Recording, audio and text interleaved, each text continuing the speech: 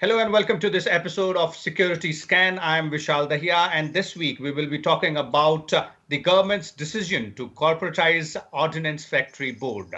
Now, this particular decision has been talked about for quite some time, but this time around, the government has decided to go ahead and take the final step. Now, how will it happen and what benefit it will have specifically for the OFB and also for our defense forces? For more on this, we're joined by a distinguished panel of guests. Let me first introduce them to you, beginning with retired Lieutenant General Sanjay Kulkarni. He is a consultant with the Ordnance Factory Board. Welcome to Rajya Sabha TV, sir. We're also joined by Mr. Sudhir Ranjan Sen. He is the senior editor with Hindustan Times, looks at defense affairs. And we're also joined by retired Major General P.K. Chakraborty, our defense expert. Let me begin with you, Sudhi, and let's start by looking at the chronology of events in terms of this particular decision, because there were earlier several committees which were set up also to look into this aspect.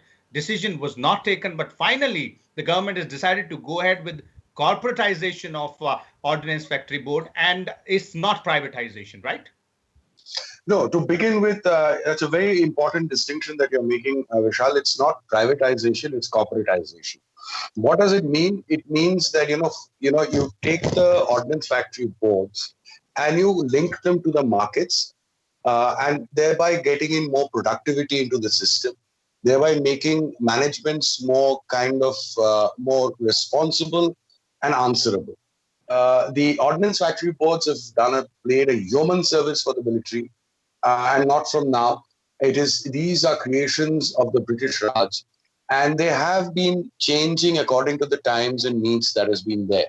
However, it is being felt that as India tries to move towards more self-reliance in defense, especially make in India, cut down on imports that is required, to focus the energies of the ordnance factory boards more into core areas. Because mind you, over the years, because the private industry could not meet the demands of the military, the ordnance factory boards have been stepping in and providing stuff which were perhaps not their core areas, like clothes, like shoes, just to give an example to the viewers. Now, the private industry, vis-a-vis, say, clothes or shoes, are very well capable of providing the military.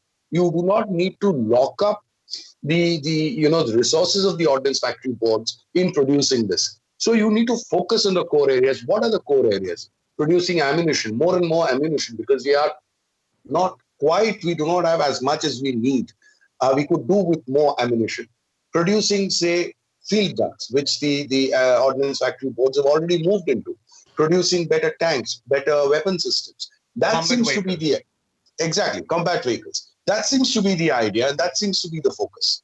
Okay, let me bring in General Chakraborty here as well before I go to General Kulkarni from to take the OFB's point of view. General Chakraborty, the background of this decision and the reason why it has been taken is to say that there will be more transparency in operations, there will be more accountability, and obviously the efficiency will improve as well. How would you look at this particular move? Firstly, I must thank you, Vishal, as well as Shudi, as well as General Kulkarni, and having known all of you and the OFB intimately for the last, shall I put it, 1972 onwards, and today is almost the 49th year.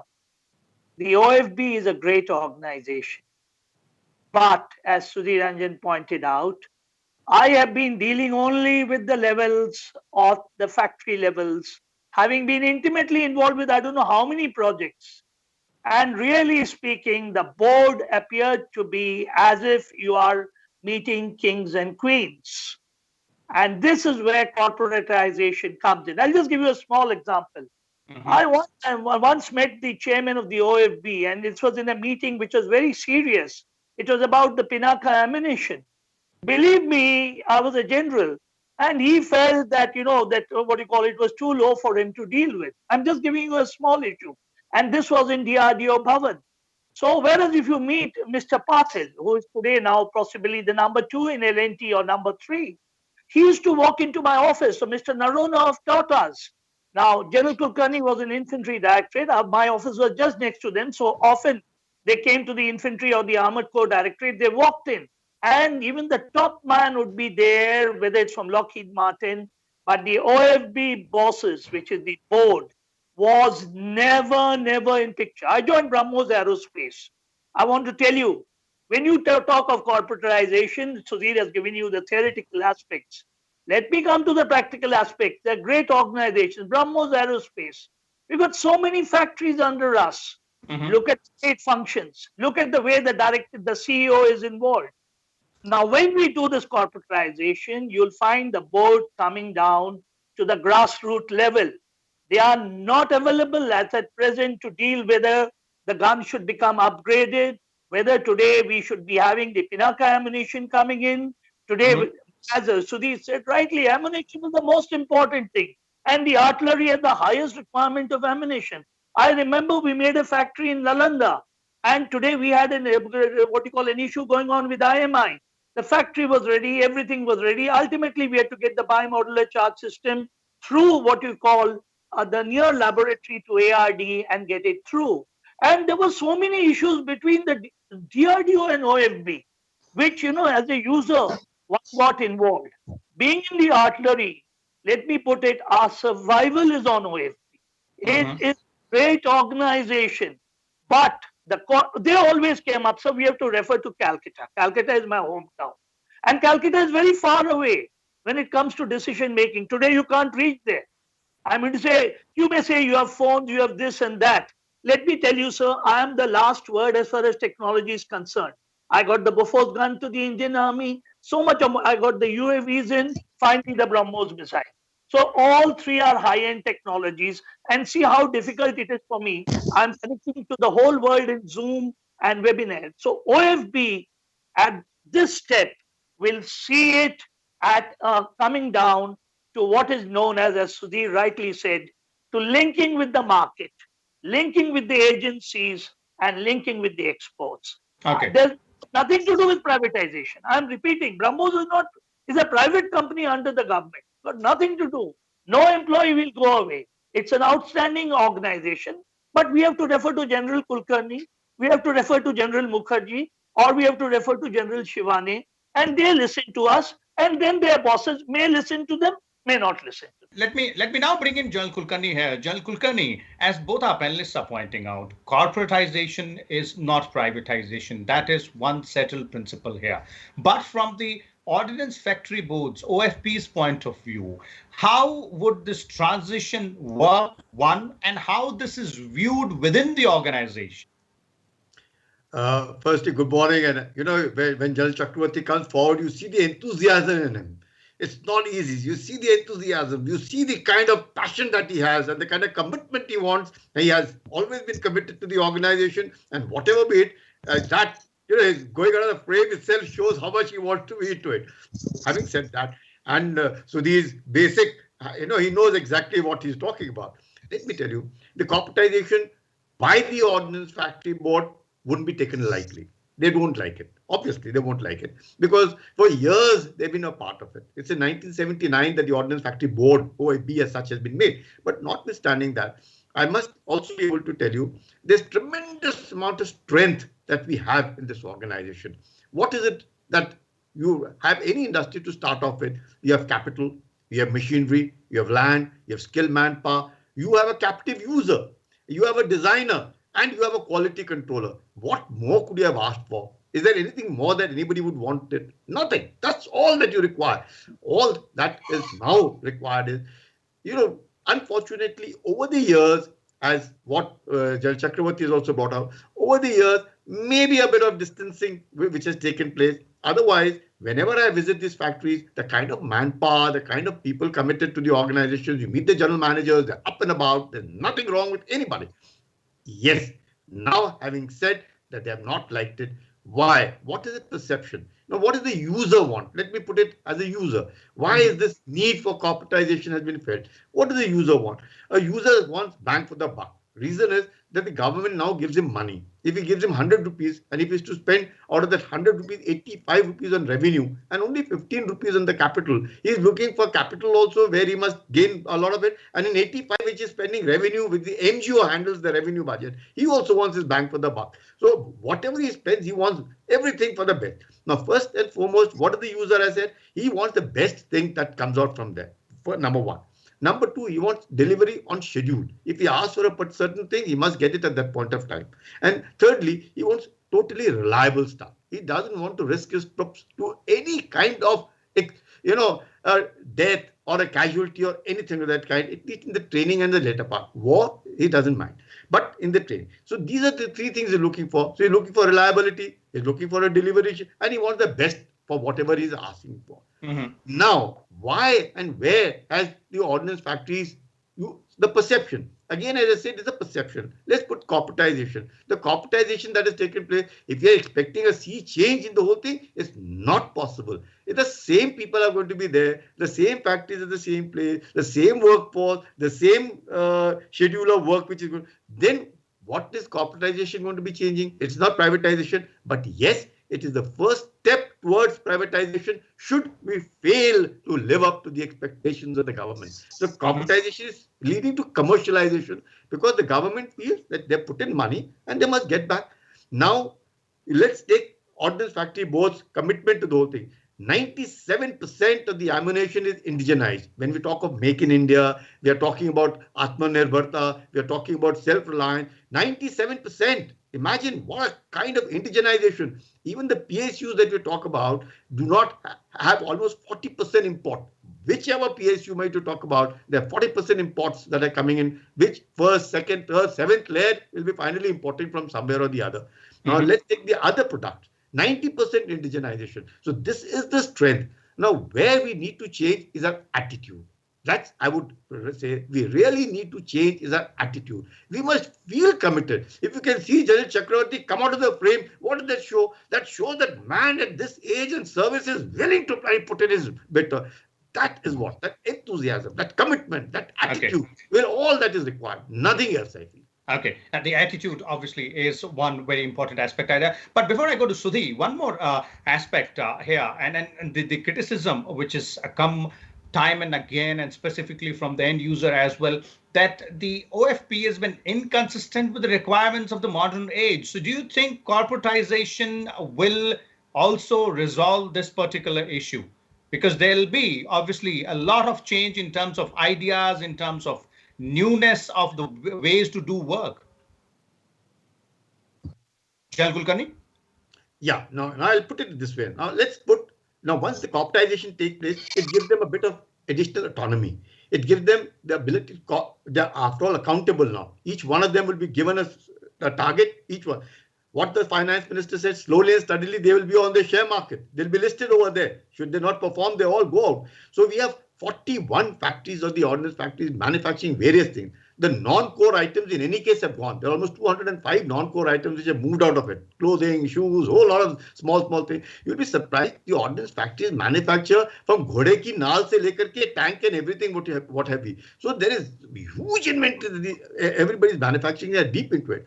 What they need to really focus on is ammunition. They need to focus on is the combat requirements of the tanks, of the BMPs, of the weapons, ammunition. That's all. The focus should be there. That is exactly what they're doing. Now, I'll give you a small example.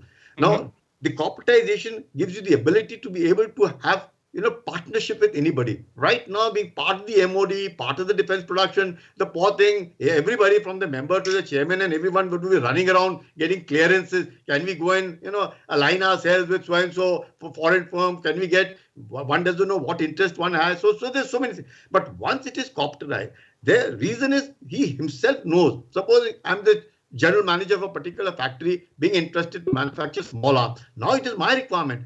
Who are we catering for? These ordnance factories are only catering for Army, Air Force, Navy and the paramilitary forces. There's nothing that there is catering for anybody else. So if you see a budget, now let's take what is that, how do we look at it? Approximately about 7,000 crores is spent on their salaries and establishment network. That means what is it the defense budget is giving them? Approximately about 350 crore. That means from the defense budget, it's 350 crore. The DRDO, which Jal Chakravarti spoke about, takes 6% of the defense budget. And therefore, much that we are not talking about them, they're equally to be blamed for the kind of things that we have reached a level. Because after all, the designing is whose responsibility? The DRDO. Manufacturing is whose responsibility? The ordnance. So both of them have to gel. However, in around 2006, the aspect of the R&D also came into the OAB. So the OAB could do, but that should have been an in-house designing to see the product improvement, not designing the entire. Now, like what General Chakravarti said, the Dhanush is entirely almost made by the ordnance factory. Now, that's something which is not what they're meant for. They are not meant for all this kind of a thing. They're meant for manufacturing. But they've gone into such huge things because they feel that most of the products that are required are the ones in which they must get involved in. Otherwise, it's not possible. Now, if they are going to get 7,000 crores, now let's take another about 4 to 5,000 crores of the material that they got. That means about 11,000 odd crores is what. Therefore, if they have to break even, they must have an output of at least 12,000 crores. Now, who are the people who are going to give this, the worth of 12,000 crores? It is going to be the army, which is really a substantial, maybe 9 to 10,000 crores, which the army, which again the ammunition will be a large chunk. The Air Force will be giving some, Navy, the paramilitary.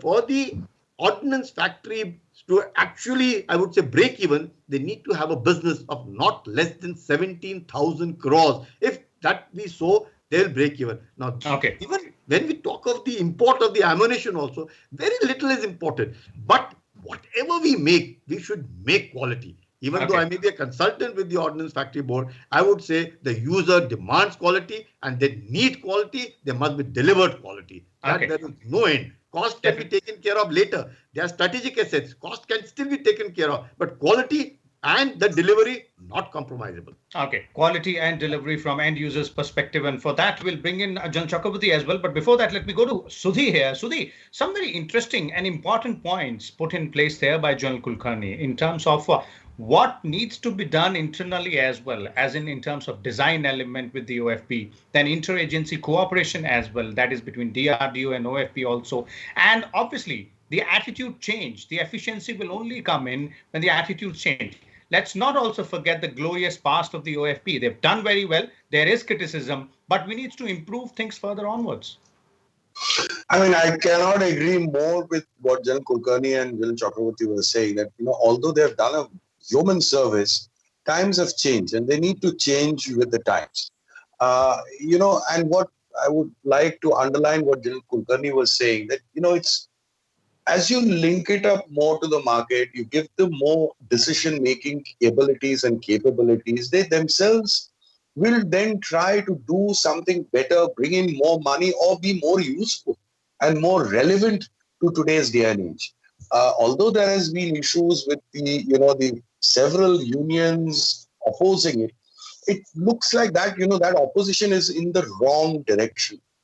Perhaps they need to sit down with the government and kind of understand, and the government needs to reach out and, kind of say that, there's nothing to worry about. This is a move that will only keep the OFBs alive. Vis-a-vis design elements, vis-a-vis more autonomy, yes, design is a very, very important part. But as General Kulkarni was saying, that once you corporatize it, link it up to the market, they can themselves go and bring in new designs. They can perhaps tie up with the private sector and bring in, say, an efficient software that can change the complete thing. And in this regard, I would, quickly want to mention the tie-up that National Aluminium Company and the Mishra Dhatu Nigam has done. I mean, these are all, government companies, but they are moving in direction so that they can be more receptive to what the consumers need, and in this case, the military. Okay, General Chakravarti, from an end user's perspective, and as General Kulkarni was also pointing out, it is ultimately the quality and the timeline, the delivery timelines which matter. And in terms of, corporatization, what we are looking at here is increase in the efficiency, change in the working attitude, the work culture as well. So how would you look at things from here onwards? What is it that needs to be done in terms of ensuring that this idea, which has been brought in the form of a decision, ends up being a successful one? Well, I must thank General Kulkarni and Shudhi for bringing out excellent points. At the outset, I feel at least the Indian Army really can, banks upon the OFB. And they take orders even without getting, as General Kulkarni brought out, anything. They take an intent from us and they give us everything. But all this is happening, as Sudhi corrected. It's a very changing world. It's a dynamic world. Now, Dhanush, I mean, say, I'll not go into the details of it. Since I got the Bofors gun, I know where the design papers were lying, where all these issues were lying. Now, one thing I want to make it very clear, gone are the days when we can say that only DRDO will do designing and we will do this. Now, today I am sitting over here in my house, from cleaning my house right up to today, writing as to how exactly today the latest 2050, issues should happen, and taking part in discussions. I have to do everything myself, including ironing my own shirt. So the OFB, please, must learn how to design. And this they have been doing, General Kulkarni, they have been doing it very well. So really, I have been always telling the OFB, you are great in know-how. It is not enough with know-how. You have to not know why. Unfortunately, in India, the only person who know why is the MSME. The MSMEs don't find their place anywhere. They are like today, something I can compare them today, like somebody who's a migrant from something, and he comes, I think the only comparison I can give, if the OFB today gets hold of the MSME, they're already in touch with the market. Let me be frank with you, General Kulkarni is right. They're in touch with foreign vendors. But today, when you want today, I'll just give you a small example. We have to make the 130 mm gun, which General Kulkarni spoke so well. I was the man behind it. I was trying to get 130 mm even from secondary markets. When we couldn't do it, I went to the DG and said, okay, let's put the 155 barrel on the 130 and make it open. OFB came to us. So we are not a vendor. Very rightly. I said, you compete. So we don't have that much of this thing. But they took it on. But whom was I dealing with? I don't want to name. I can name all the people whom I was dealing with, the gun carriage factory, but there was nobody in the higher up who was involved. Now, what does corporatization involve? Corporatization involves, like you take BrahMos CEO.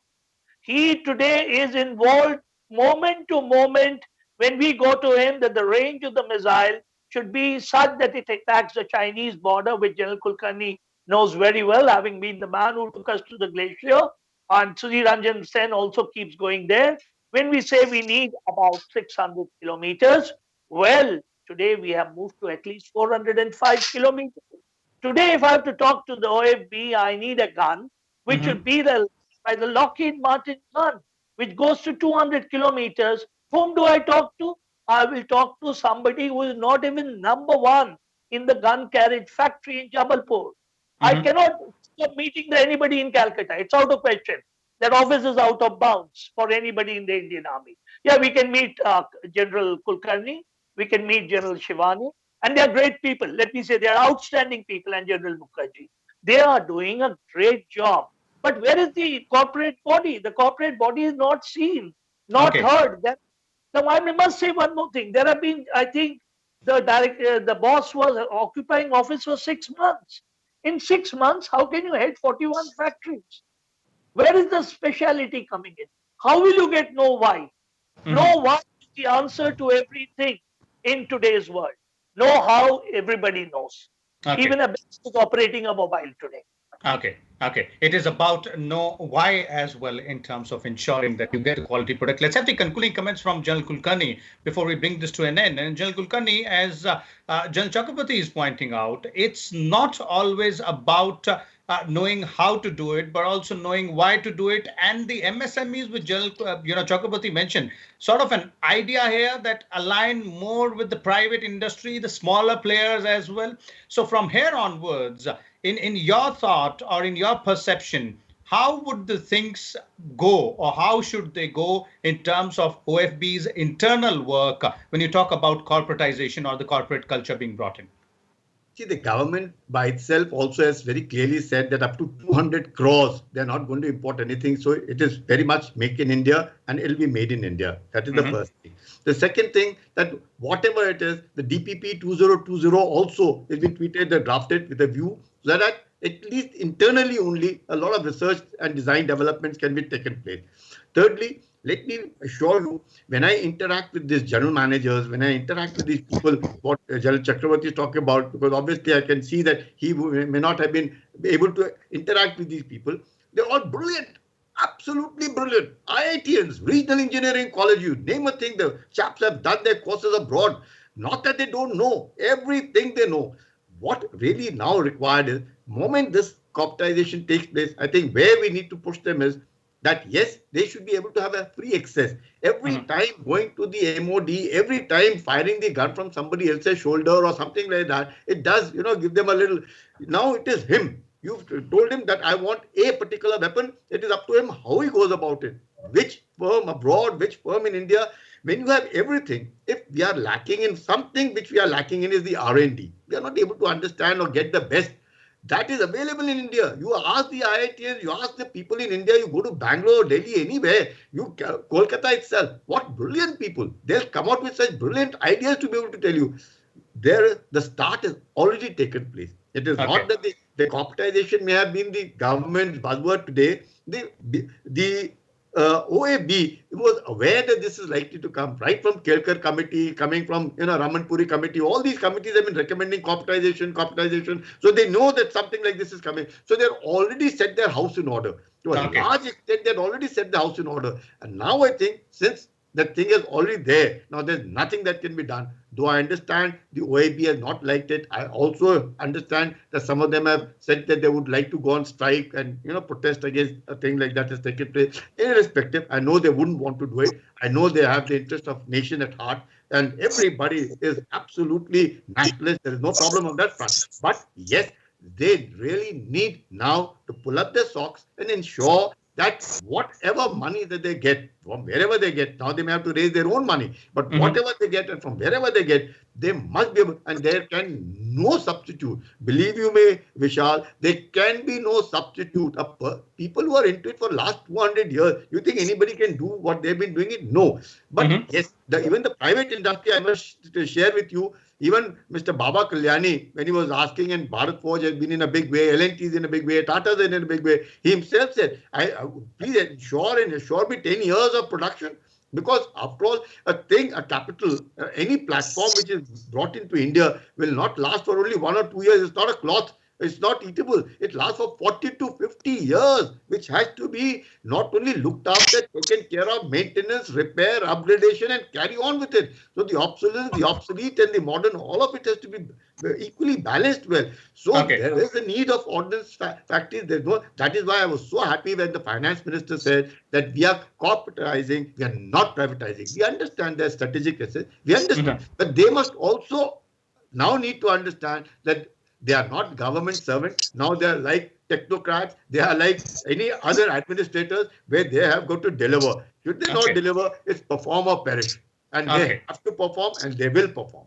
Thank you so much there, General Kulkarni, Sudhi there as well, and General Chakraborty for sharing your views with us on this particular topic, which is corporatization of OFPs. And as our panelists pointed out, it is not privatization. It is all about making the Ordnance Factory Board more responsible, giving them more autonomy, making them more accountable and more efficient as well, so that they can fulfill the needs and the requirements of the end user, and obviously meet the delivery timelines as well. We'll come back again next week with a different topic. Till then, you keep watching Rajya Sabha Television, and let's not forget to adhere to all the norms with respect to social distancing and personal hygiene as well.